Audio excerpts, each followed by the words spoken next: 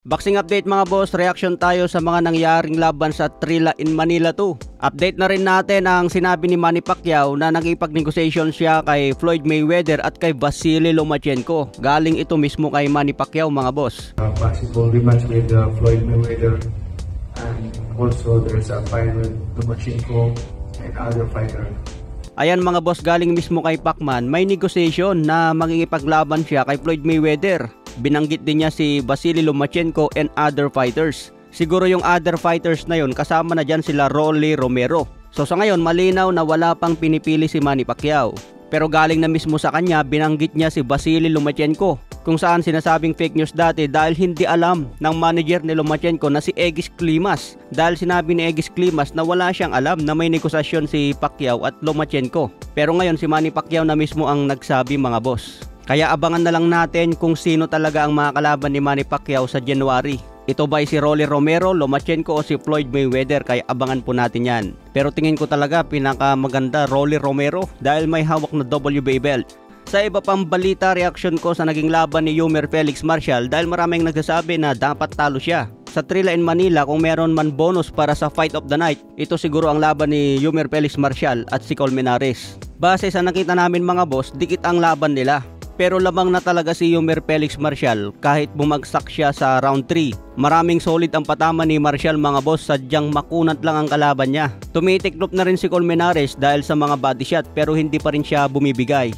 Body shot at ulo ang target ni Yummer Marcial. Talagang solid ang tumatama.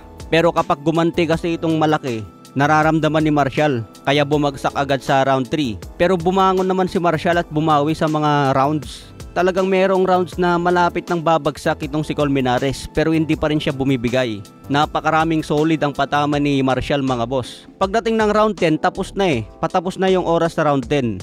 Talagang gulpi na itong si Colmenares. Lamang na si Marcial sa puntos pagdating ng round 10. Pero patapos na yung round 10, itong si Marcial kasi ang pagkakamali niya nandun pa rin sa harap ni Colmenares. Itong si Colmenares makunat at gumaganti ng suntok. Kaya natsyempohan na naman si Marcial, tinamaan ng solid, bumagsak sa round 10. Kaya dun lang nakahabol itong si Colmenares. Yung pagbagsak ni Marcial sa round 10, doon lang nakahabol itong si Colmenares kaya naging dikit ang score. At maraming fans ang nagsasabi na dapat daw panalo si Colmenares. Pero kung ako ang tatanungin mga boss, panalo talaga si Yummer Marcial. Nagkamali lang talaga siya sa round 10 dahil nakahabol pa ng isang knockdown. Kung wala yung knockdown na yun, malinis ang panalo ni Marcial. Walang debate dyan. Kaya tama lang yung urado. Sinasabi nila pwede daw maging tabla. Siguro pwedeng tabla. Dikit ang score nila mga boss at talagang lumamang si Marcial sa puntos. Yung knockdown lang talaga sa huli. Doon lang humabol itong Colmenares. Pagdating naman sa laban ni Wonderboy Martin, napakalaki ng improvements niya. Ginawa niyang panchimbag itong si Dipain, ginawang sausawan. Bumagsak lang si Wonderboy Martin sa round 3 dahil nasingitan nata sa panga. Sakto yung pagkasingit sa panga, nakakover naman si Martin, umatras siya, parang na-outbalance, kaya bagsak si Martin. Pero nakabawi naman si Martin ng isang knockdown sa round 9. Sinasabi nila na walang suntok na tumama, pero meron yun.